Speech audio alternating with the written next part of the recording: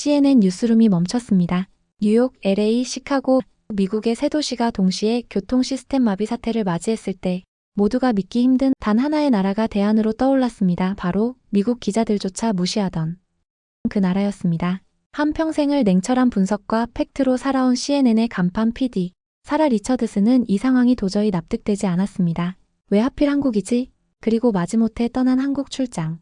하지만 그녀를 기다리고 있던 건 예상치 못한 정확성, 질서, 따뜻함, 그리고 완전히 무너지는 신념.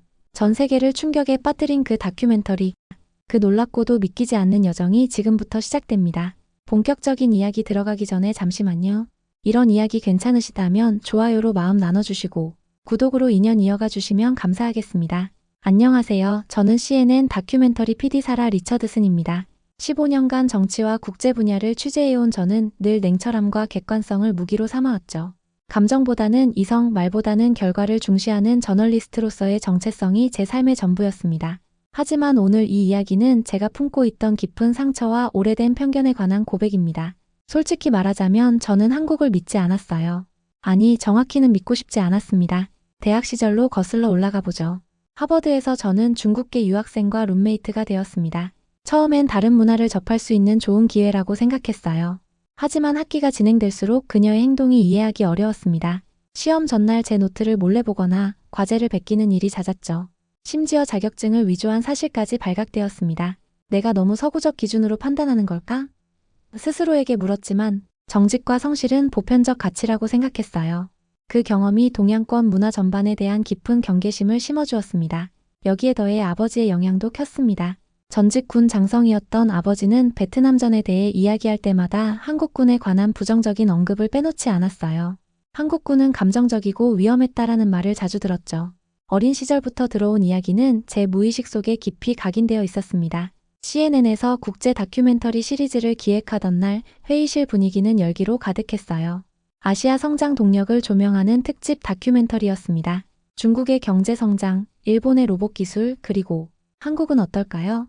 최근 IT 인프라가 눈부시게 발전했다고 하던데 제작팀장의 제안에 저는 반사적으로 고개를 저었습니다. 회의실 전체가 제 반응에 주목했죠. 중국도 일본도 한국보다 낫습니다. CNN에서 굳이 한국을 다뤄야 할 이유는 없어요. 제 목소리에는 확신이 넘쳤지만 실은 그 확신 속에 편견이 깊게 자리 잡고 있었어요. 동료들의 시선이 불편했지만 저는 고집을 꺾지 않았습니다. 그저 한국은 속도만 빠른 나라라는 단편적인 이미지만 갖고 있었던 거죠. 회의는 끝났고 저는 다른 프로젝트로 넘어갔습니다. 한국에 대한 이야기는 그렇게 묻혀버렸죠. 혹은 제가 그렇게 생각했습니다. 운명이 저를 놀리듯 불과 몇 주 후 예상치 못한 사건이 벌어졌고 저는 제가 가장 가기 싫어하던 그곳으로 향하게 되었습니다. 때로는 우리가 가장 피하고 싶은 곳에서 가장 중요한 깨달음을 얻게 되죠. 제 이야기는 그렇게 시작되었습니다. 평범한 월요일 아침 CNN 뉴스룸은 평소와 다름없이 활기찼습니다. 스크린 너머로 흘러나오는 속보들, 전화벨 소리, 키보드 타닥거리는 소리가 섞여 특유의 리듬을 만들어내고 있었죠. 그러다 갑자기 모든 스크린이 하나의 뉴스로 채워졌습니다. 속보입니다. 뉴욕, 로스앤젤레스, 시카고에서 동시다발적 교통 시스템 오류가 발생했습니다. 처음에는 단순한 일시적 장애라고 생각했어요. 하지만 시간이 갈수록 상황은 심각해졌습니다. 신호등이 멈추고 지하철은 멈춰섰으며 버스 운행 시스템도 마비되었죠. 미국의 세 주요 도시가 한꺼번에 정지된 것 같았습니다. 뉴스룸은 순식간에 전쟁터가 되었어요. 기자들은 현장으로 달려갔고 PD들은 속보를 구성하느라 분주했습니다. 저도 뉴욕 현장 중계를 위해 준비하고 있었죠. 갑자기 국장이 모든 PD들을 긴급 회의실로 불렀습니다. 표정이 심상치 않았어요. 미 교통청에서 성명을 발표했습니다. 국장이 태블릿을 들어 보여주며 말했습니다. 모두가 집중했죠. 우리는 이번 사태의 심각성을 인지하고 있으며 즉각적인 해결책 마련에 나섰습니다. 장기적으로는 한국의 AI 교통 통합 제어 시스템을 모델로 삼아 미국 교통 인프라를 전면 개편하겠습니다. 순간 저는 귀를 의심했습니다. 한국이라고요? 왜 하필 한국인가요? 독일이나 일본도 있고 우리가 늘 협력해온 영국도 있는데 말이죠. 이게 무슨 소리죠? 한국이 교통 시스템에서 그렇게 앞서 있나요? 제 질문에 기술 담당 PD가 대답했습니다. 실은 몇 년 전부터 서울의 통합 교통 시스템은 세계적으로 주목받아 왔어요. AI 기반 실시간 제어, 재난 대응, 에너지 효율성 면에서 최고 수준이라고 합니다. 국장이 자리에서 일어나 모두를 둘러보았습니다. 이번 일은 단순한 기술적 문제가 아닙니다. 국가 안보와 직결된 문제죠. CNN으로서는 특집 다큐멘터리로 세계에 보여줘야 합니다. 그리고 국장의 시선이 저에게 고정되었습니다. 사라, 한국으로 가십시오. 회의실이 조용해졌습니다. 모두의 눈이 저를 향했죠. 제 입에서 나온 첫 반응은 거부였습니다. 저보다 아시아 전문 기자들이 더 적합할 것 같은데요. 국장은 단호했습니다. 당신의 공정하고 냉철한 시각이 필요합니다. 특히 한국에 대한 선입견 없이 바라볼 수 있는 사람이 필요해요. 아이러니하게도 국장은 제가 한국에 대한 편견으로 가득 차 있다는 사실을 모르고 있었습니다. 하지만 CNN의 간판 PD로서 저는 직업적 책임감을 거부할 수 없었죠. 24시간도 채 지나지 않아 저는 인천행 비행기에 몸을 실었습니다. 창밖으로 뉴욕의 풍경이 작아지는 동안 제 마음속에는 불편함과 불안이 커져갔어요. 서류 가방 속에는 촉박하게 준비한 취재 계획과 연락처가 담겨 있었죠. 난 한국을 이해하지 못해. 그들도 날 이해하지 못할 거야. 비행기가 이륙하는 동안 저는 스스로에게 속삭였습니다. 12시간의 비행. 그 시간 동안 저는 상상도 못했던 경험을 위한 준비를 하고 있었던 겁니다. 3장 절망. 이 나라에선 아무것도 기대할 수 없어. 인천공항에 도착한 순간부터 모든 것이 꼬이기 시작했습니다. 비행기에서 내리자마자 휴대폰을 켜니 메시지가 쏟아졌어요. 장비 수송팀과의 커뮤니케이션 오류로 인해 촬영 장비가 통관에 묶여버렸다는 소식이었습니다. 이게 무슨 상황이죠? 우리 장비가 왜 통관에 묶인 거죠? 통화 상대는 제 질문에 명확한 답변을 주지 못했고 저는 답답함을 느꼈습니다. 공항 로비에 홀로 서서 제가 할 수 있는 일이 거의 없다는 사실이 더욱 절망적으로 다가왔어요. 최소 4시간은 기다려야 한다고요? 휴대폰을 끊고 나니 낯선 공항의 소음이 더욱 크게 들려왔습니다. 영어로 된 안내방송이 간간히 나오긴 했지만 대부분은 한국어였죠. 그 순간 저는 완전히 고립된 느낌이었어요. 결국 간단한 휴대용 카메라만 들고 서울로 향하기로 했습니다. 공항 철도를 타고 서울역으로 가는 동안 CNN 본사에서 연락이 왔어요. 사라, 긴급 상황입니다. 미 교통청에서 한국 시스템 도입 관련 기자회견을 시작했어요.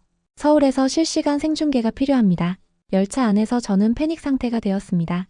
주요 장비도 없이 어떻게 생중계를 한단 말인가요? 그래도 프로페셔널로서 최선을 다하기로 했죠. 알겠습니다. 서울역에 도착하는 대로 세팅하겠습니다. 마음속으로는 이미 실패를 예감하고 있었어요. 열차 창문에 비친 제 얼굴은 지쳐 보였고 눈에는 불안감이 가득했습니다. 서울역에 도착해 서둘러 휴대용 카메라를 세팅했습니다. 하지만 연결 시도 중 장비 일부가 작동하지 않는 문제가 발생했어요.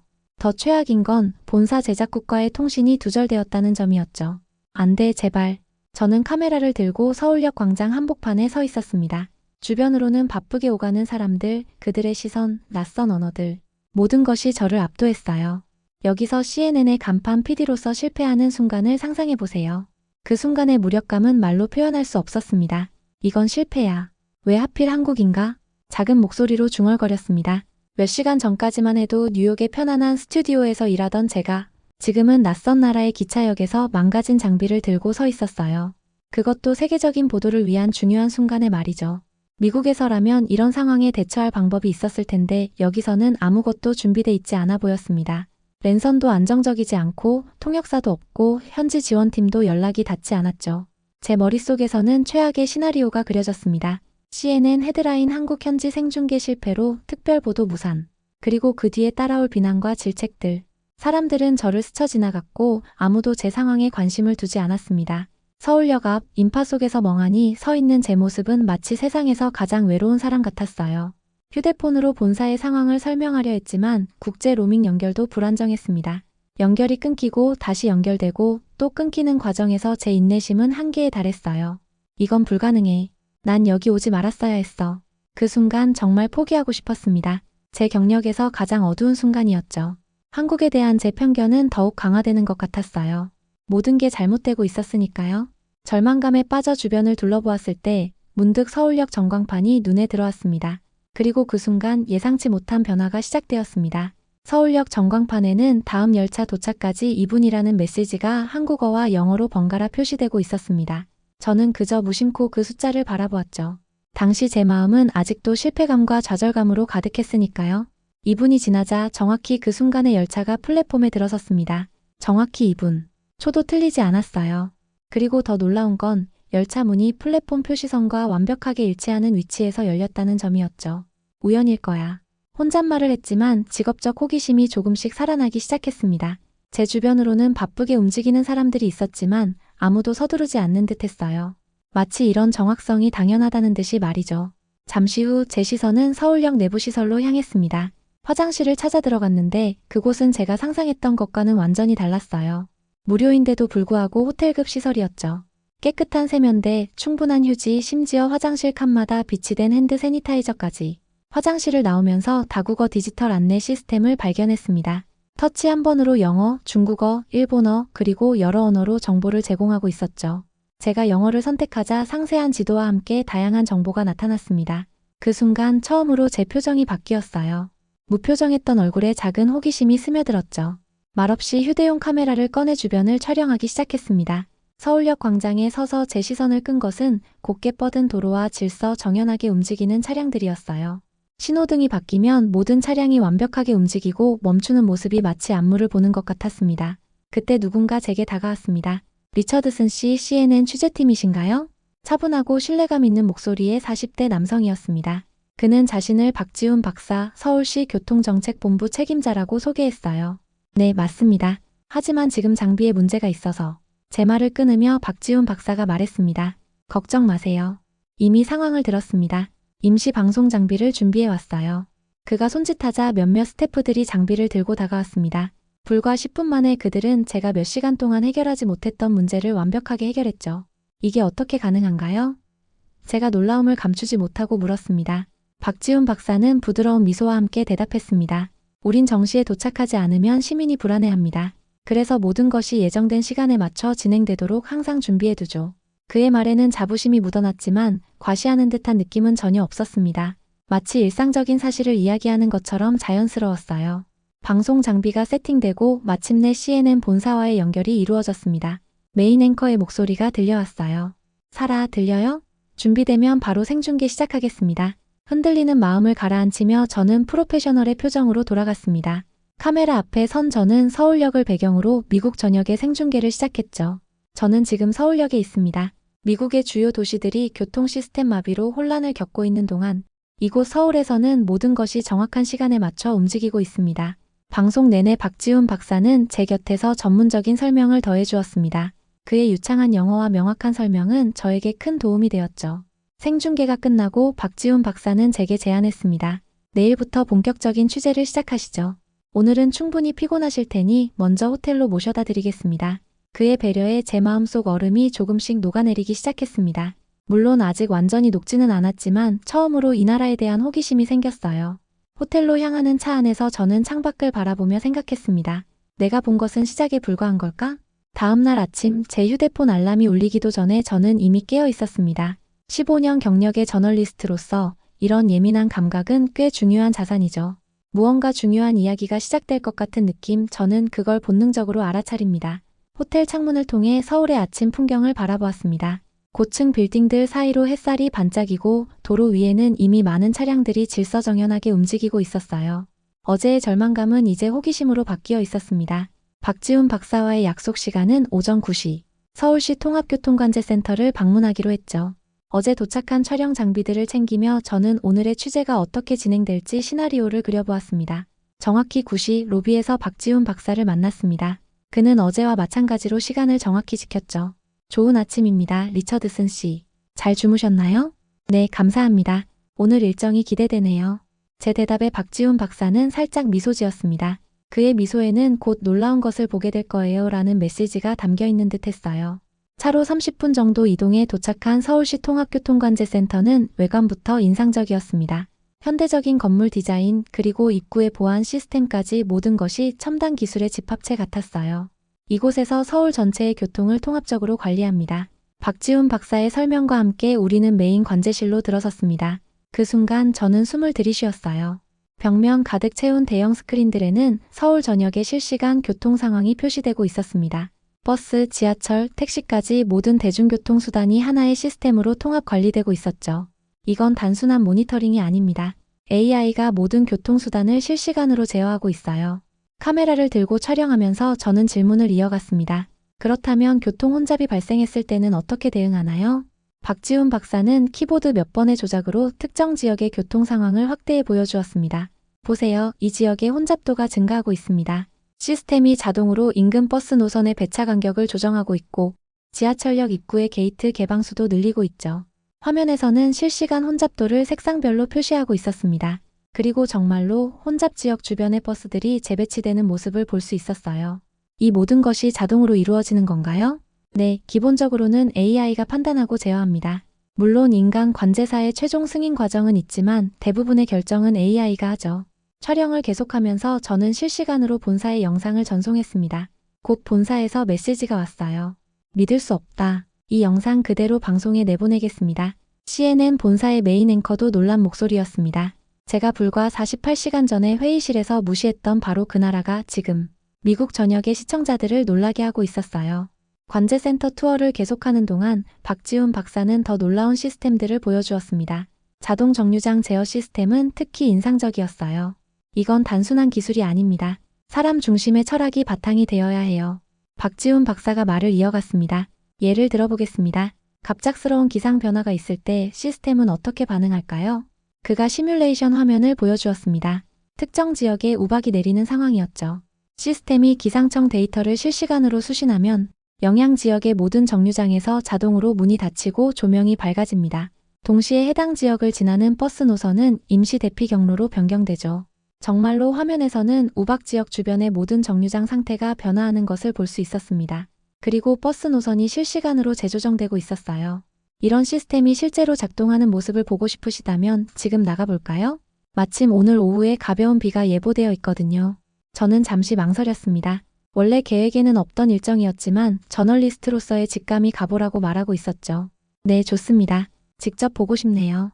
서울 시내의 한 버스 정류장에 도착했을 때 하늘은 아직 맑았습니다.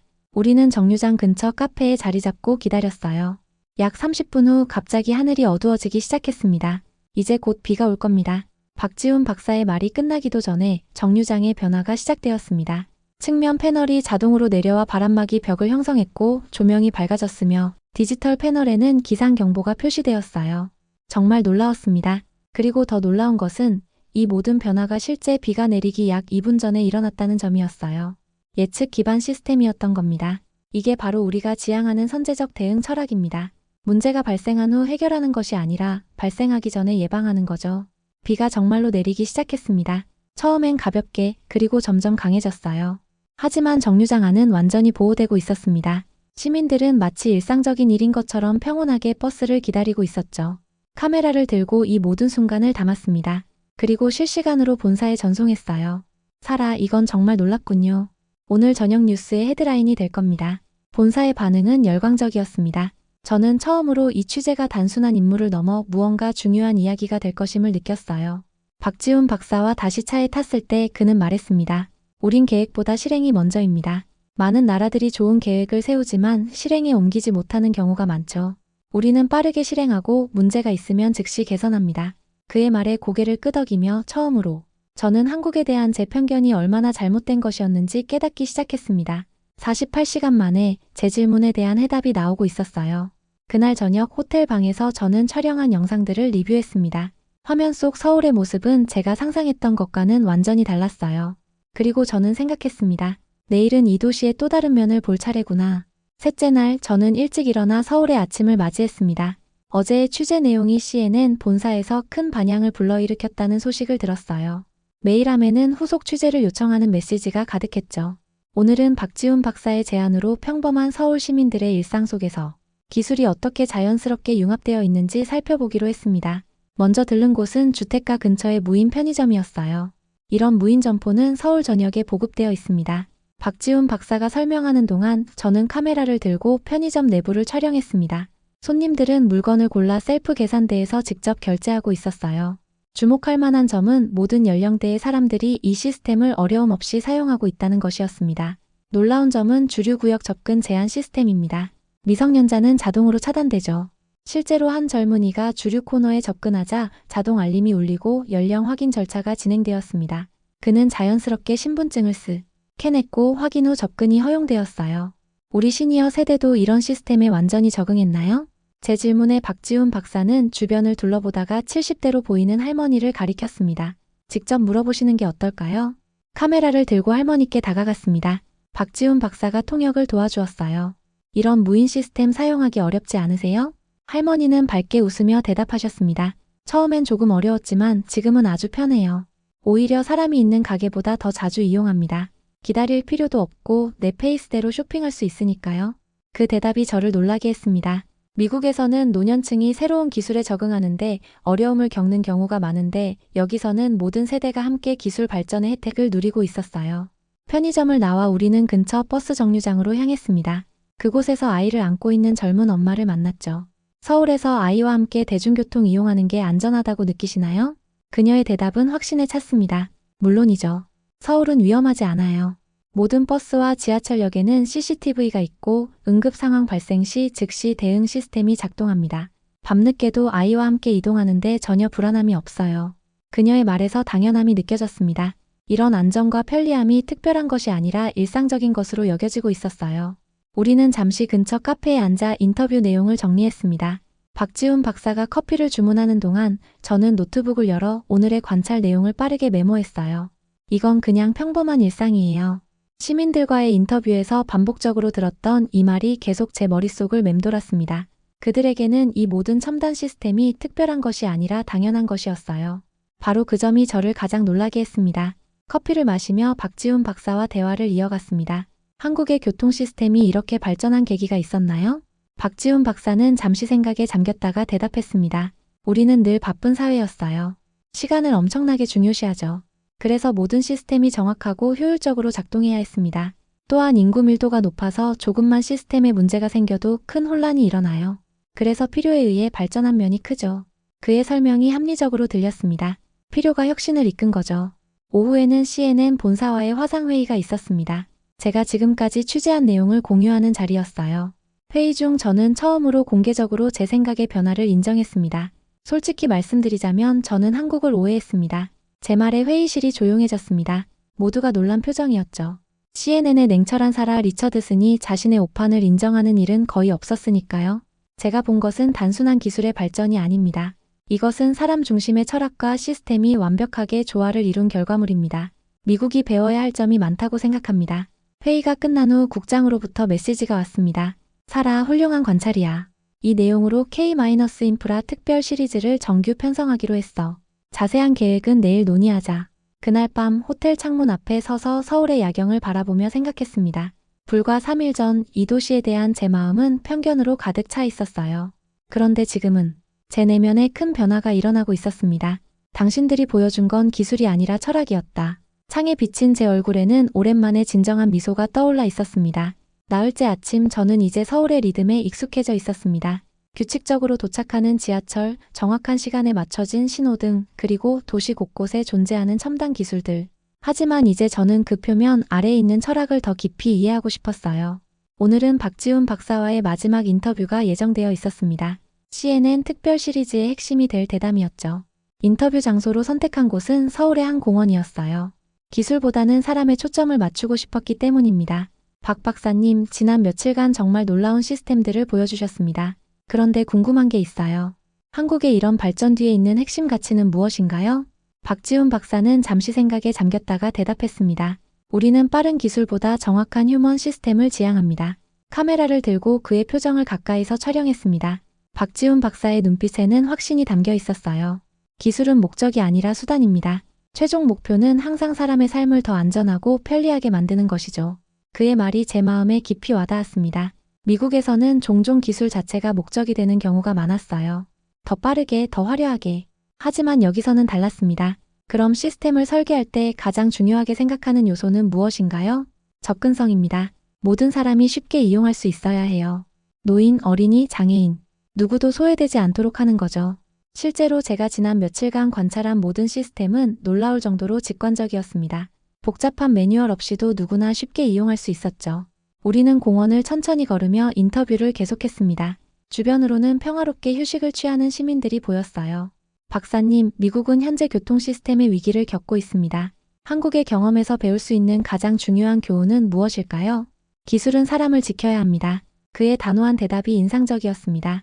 우리는 기술을 개발할 때 항상 이것이 실패하면 어떤 일이 벌어질까?를 먼저 생각합니다. 최악의 시나리오에 대비하는 거죠.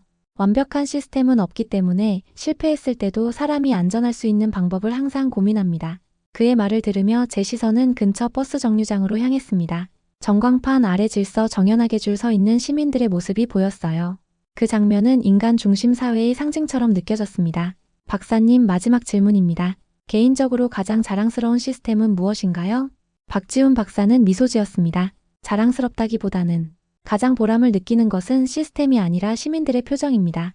그들이 안심하고 일상을 살아가는 모습을 볼 때 그게 저희 일의 가치죠. 그 순간 제 눈빛이 달라졌습니다.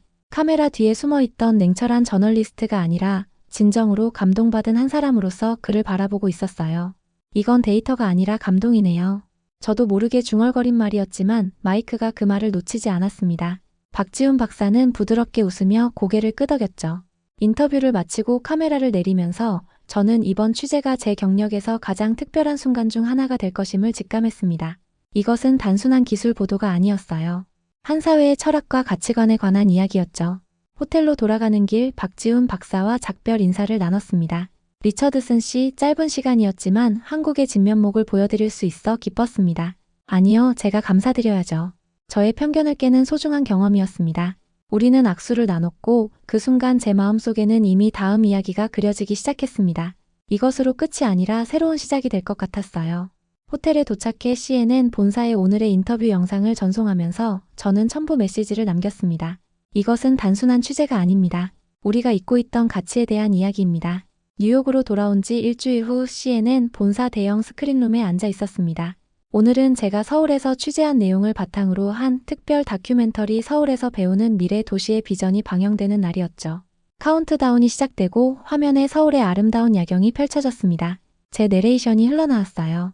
저는 한국을 믿지 않았습니다. 솔직한 고백으로 시작된 다큐멘터리는 제가 서울에서 경험한 놀라운 순간들, 기술과 인간의 조화 그리고 깨달음의 여정을 담고 있었습니다.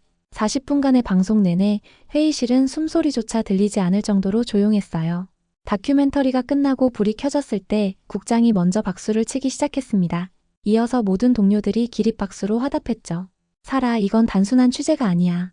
진정한 저널리즘의 본질을 보여준 작품이야. 국장의 말에 저는 겸손하게 고개를 숙였습니다. 하지만 내심 큰 자부심을 느꼈어요. 15년 경력 중 최고의 순간이라고 해도 과언이 아니었죠. 다큐멘터리 방영 후 반응은 상상 이상이었습니다. 소셜미디어에서는 해시태그 LEARNFROMSEOUL이 트렌드가 되었고 여러 정치인들까지 이 다큐멘터리를 언급하며 미국 교통 시스템 개혁의 필요성을 역설했어요. 가장 뜻밖의 연락은 뉴욕 공공정책 포럼에서 온 초청장이었습니다. 그들은 제게 한국의 사례를 발표해달라는 요청을 보내왔죠. 평소 같았으면 망설였을 테지만 이번엔 즉시 수락했습니다. 포럼 당일 수백 명의 청중 앞에 서서 저는 제 경험을 나눴습니다. 단순한 기술 소개가 아니라 한 사회의 가치관과 철학에 대한 이야기였죠. 기술은 도구일 뿐입니다. 중요한 것은 그 도구를 어떤 가치로 다루느냐입니다. 서울에서 저는 기술이 어떻게 사람을 위해 존재할 수 있는지 배웠습니다. 발표가 끝난 후 많은 사람들이 질문과 의견을 나누기 위해 다가왔습니다. 그 중에는 교통부 장관도 있었어요. 리처드슨 씨, 당신의 다큐멘터리는 우리에게 큰 영감을 주었습니다. 한국과의 협력 방안을 적극 검토 중입니다. 모든 일이 너무 빠르게 진행되었습니다. 단 한 번의 취재 여행이 이렇게 큰 파장을 일으키리라고는 상상도 못했어요. 하지만 이것이 진정한 저널리즘의 힘이 아닐까요? 현실을 있는 그대로 보여주고 변화의 씨앗을 심는 것. CNN 본사로 돌아온 날 책상 위에는 작은 선물 상자가 놓여 있었습니다. 열어보니 KTX 미니어처 모델이었어요. 그리고 박지훈 박사의 메모가 함께 있었죠. 리처드슨 씨, 당신의 공정한 보도에 감사드립니다. 언제든 서울에 다시 오시면 환영합니다. 그 순간 갑자기 눈물이 차올랐습니다. 여태껏 제 경력에서 느끼지 못했던 감정이었어요. 이것은 단순한 취재 성공이 아니라 한 인간으로서의 성장이었습니다. 그날 저녁 CNN의 에필로그 촬영을 위해 카메라 앞에 섰습니다. 마지막 나레이션을 준비했죠. 내가 무너뜨리려 했던 곳에서 내 마음이 다시 세워졌습니다. 편견은 우리가 세상을 보는 창을 흐리게 만듭니다. 하지만 용기를 내어 그 창을 닦아내면 놀라운 진실이 우리를 기다리고 있죠. 나는 이제 이 나라의 팬입니다. 방송이 끝난 후 저는 창가에 서서 뉴욕의 밤거리를 바라보았습니다. 그리고 조용히 중얼거렸어요. 나는 다시 한국에 올 겁니다. 그리고 정말로 6개월 후 저는 K-인프라 시리즈 후속 취재를 위해 다시 한국행 비행기에 오르게 되었습니다. 이번에는 두려움이 아닌 기대감을 안고서 말이죠. 때로는 가장 큰 편견이 가장 큰 깨달음으로 이어지기도 합니다. 저의 이야기가 그랬습니다. 이것이 CNN 다큐멘터리 PD 사라 리처드슨이 서울에서 경험한 무너진 믿음이 다시 세워지는 여정의 이야기입니다. 여기까지 이야기 들어주셔서 정말 감사합니다. 이야기에 마음이 움직이셨다면 좋아요로 마음 표현해주세요. 앞으로도 따뜻한 이야기로 함께하겠습니다. 구독과 따뜻한 댓글은 저에게 큰 힘이 됩니다.